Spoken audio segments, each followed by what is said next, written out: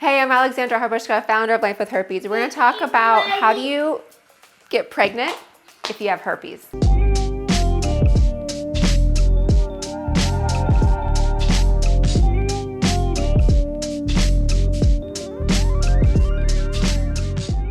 Okay, so as you can see, I have a little boy, and he likes my new shoes.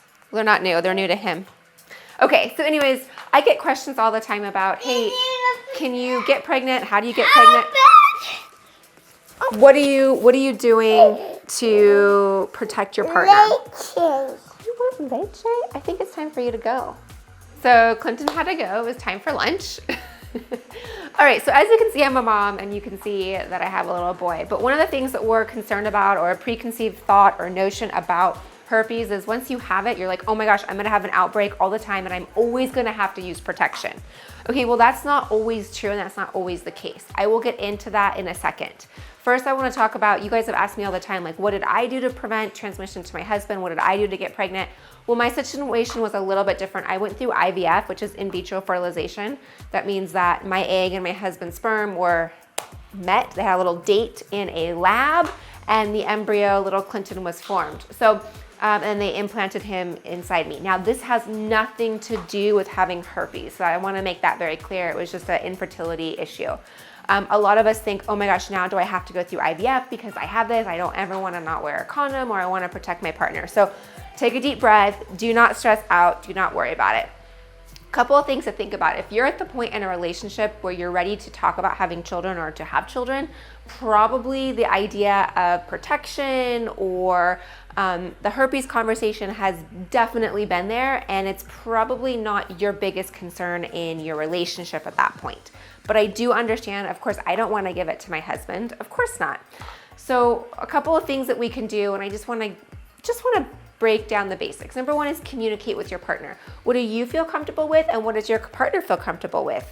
What do you guys want to do moving forward? Are we going to use condoms? Are we not going to use condoms? Have these conversations. Is my immune system feeling a little weak? Am I feeling like I'm getting outbreaks, or am I feeling pretty robust and strong and like I don't feel like it's coming on? So have those conversations.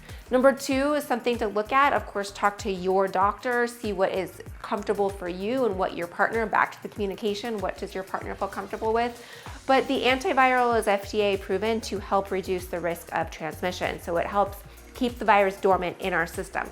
So if that's a route that you wanna go, then that's an awesome option. It actually lowers the transmission rate by 48%. So it does a really good job of that. And if that's something you want to potentially take to lessen the transmission and talk to your partner, and you and your doctor feel comfortable with it, then that's a great way to go as well. Another option that I want to throw in that is a little new to me, not new to me, but the concept of it is very helpful, before that, I would say use a condom, but that defeats the purpose of trying to get pregnant. But I would say some supplements. What are we doing to boost our immune system? So are we fueling our body with things that hurt our immune system, or are we fueling our body with things that boost our immune system? Are we fueling our bodies with supplements that help the herpes virus or make it worse in our body? So there are some things that we can do and look at, like like I was mentioning, what are your vitamins like? Are we doing lots of vitamin D, vitamin B, vitamin C? Are we boosting our immune system? And then also lysine has been extremely helpful in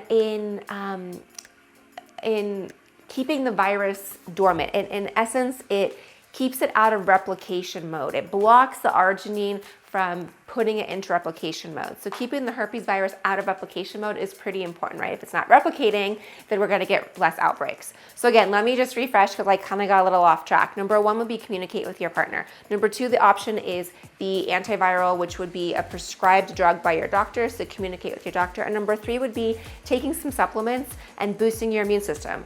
Lysine is a great way. I do have a lot of other videos and things you can watch on lysine and learn more. So those will be linked for you, but lysine is also a great way. I've been taking it. I took it up to the time I got pregnant, and I take it now to help support my body as well. All right, let me know what questions you have.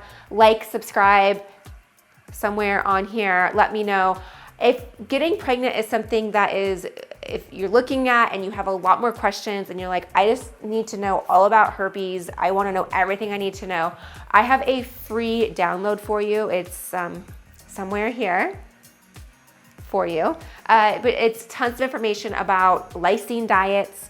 It's tons of information about what is herpes, what herpes is not, and how we can prevent outbreaks, some over-the-counter natural ways that we can help suppress it, things like that. So if this is like where you are and this whole thing is new to you, I definitely recommend downloading that. All right, I will see you soon in the next video, and congratulations. Let me be the first to congratulate you on your pregnancy. Bye.